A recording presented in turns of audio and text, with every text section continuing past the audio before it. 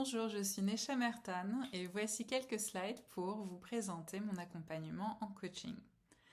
Ma structure s'appelle Worlds parce que je crois profondément que nous sommes chacun, toutes et tous, tout un univers, tout un monde à découvrir, à rencontrer, à comprendre pour pouvoir mieux nous exprimer et créer les vies qui nous épanouissent. Pouvoir comprendre aussi qu'il y a plusieurs mondes, c'est aussi être plus à l'écoute de l'autre quand on est en train de communiquer, savoir que l'autre n'a pas vécu exactement la même vie que moi, savoir que l'autre n'a peut-être pas la même neurologie que moi, et que donc lorsqu'on va communiquer, il vaut mieux poser plus de questions pour mieux s'écouter, et puis ça nous permet aussi de mieux célébrer la diversité et la richesse qui nous entoure. J'accompagne les adolescents, les adultes, les étudiants, les professionnels, les individus, mais aussi les couples. Pourquoi? Parce que les plus jeunes, parfois, c'est important de pouvoir être accompagné pour mieux comprendre sa personnalité qui est en construction, pour comprendre les choix des études que l'on va pouvoir faire, apprendre les outils qui nous aident à comprendre nos émotions, mieux communiquer avec nos camarades, mettre le cadre qui va nous permettre d'avoir un safe space dans nos relations. Avec les adultes, on peut être aussi en quête de soi, de connaissance de soi. On peut avoir besoin d'outils pour pouvoir mieux réaliser nos visions professionnelles. Et puis, il y a aussi parfois des besoins dans le couple pour pouvoir mieux communiquer et trouver une harmonie à deux. Ce qui est important pour moi dans mon accompagnement, c'est surtout de vous expliquer qu'on est composé d'une multitude de couches.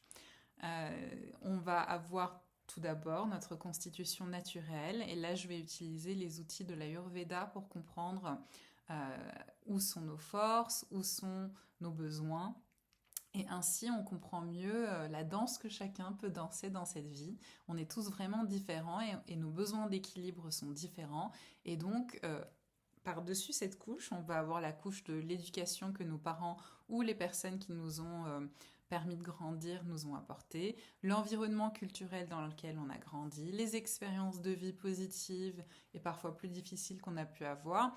Tout ceci donne forme à la personne qu'on est aujourd'hui, et donc comprendre toutes ces couches vont nous permettre de cartographier qui vous êtes et comment vous fonctionnez. Et c'est ainsi qu'on va pouvoir comprendre où sont vos pouvoirs et où sont les défis que l'on va pouvoir dépasser ensemble.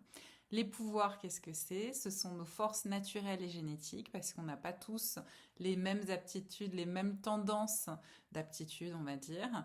Et parmi toutes ces forces, on va avoir des capacités et des goûts qui se sont révélés, que l'on a nourris. Par exemple, si on avait un potentiel peut-être à avoir des oreilles qui entendent bien les mélodies, eh bien, si on a grandi dans un environnement où il y a déjà des parents musiciens, bah, peut-être que c'était plus facile pour nous de mettre la main sur un instrument et d'apprendre à jouer. Alors que peut-être quelqu'un d'autre qui a les mêmes potentiels n'a pas été au contact de ces ressources et a développé d'autres forces. Donc, dans notre sac à dos à la naissance, on a plein de pièces comme ça qui sont prêtes à être des graines qui peuvent pousser si on les arrose.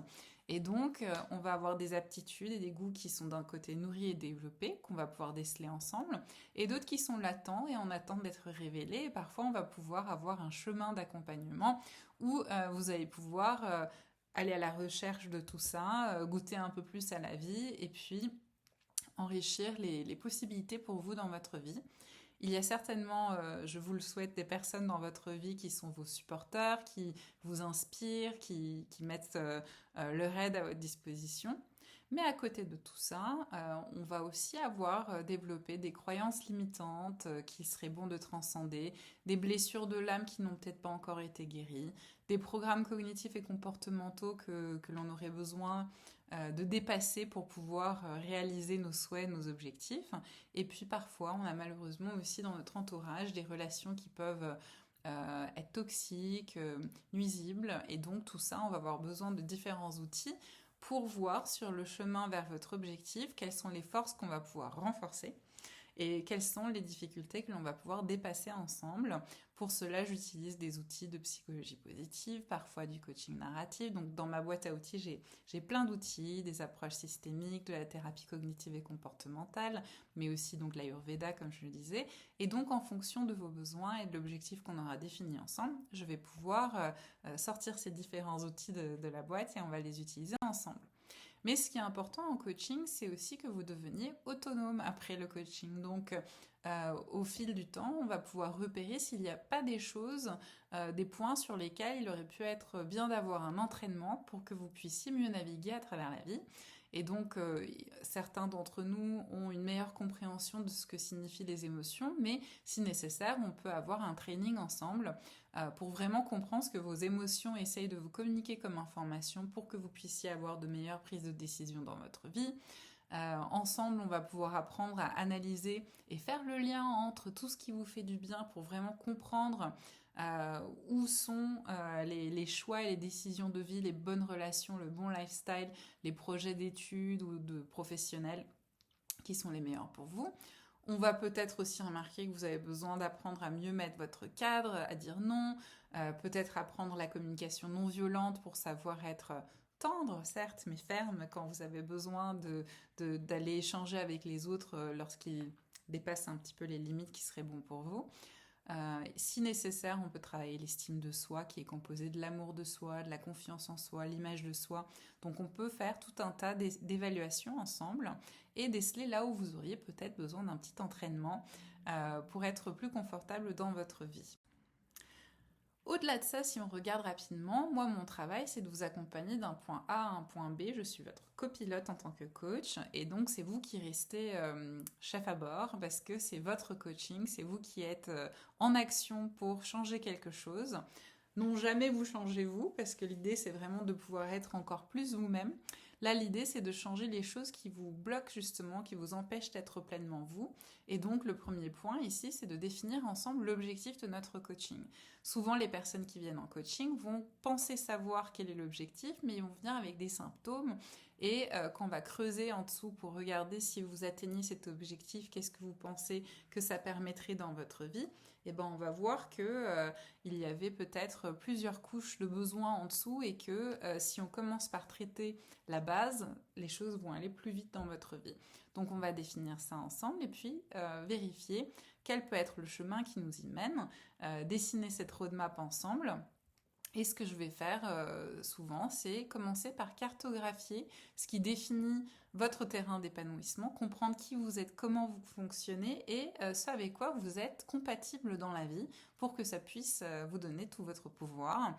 Et à la fin, l'idée, c'est de vous doter d'une boussole personnelle pour qu'avec tout ce qu'on aura appris ensemble, vous puissiez, dans la vie, avoir beaucoup plus de facilité à regarder cette boussole qui ne ressemble qu'à vous et vous dire, ok, est-ce que cette personne avec qui je considère peut-être une relation amoureuse, est-elle compatible, est-elle respectueuse de ma personne, ou est-ce que ce job, ce poste, ce projet correspond à mes domaines de force et d'envie et de passion et de sens, et donc on va pouvoir mettre tout ça en place. Ton monde est la somme de tout ce que tu aimes. Ça, c'est vraiment quelque chose auquel je crois profondément parce que on peut certes travailler sur tous les plans, sur le plan de guérir les blessures, sur le plan d'apprendre à se connaître, mais j'ai pu remarquer au fil de ces 10 dernières années qu'il y a un petit shortcut. On peut avoir un petit cours, un chemin un peu plus court vers les choses parfois, c'est en écoutant notre cœur, c'est-à-dire les choses que l'on aime. Parce qu'on est capable d'aimer que ceux qu'on est capable d'aimer. C'est-à-dire que ce que l'on aime révèle un petit peu notre neurologie, nos aptitudes naturelles, nos tendances et parfois nos besoins, parce qu'on va aussi aller s'orienter vers les choses dont on a besoin dans la vie. Peut-être que ces choses-là font du bien pour guérir nos blessures, ou c'est peut-être tout simplement quelque chose qui fait écho à ces graines de potentiel qui sont en moi. Et donc, c'est quelque chose que je fais souvent. J'ai appelé cette méthodologie la Love List.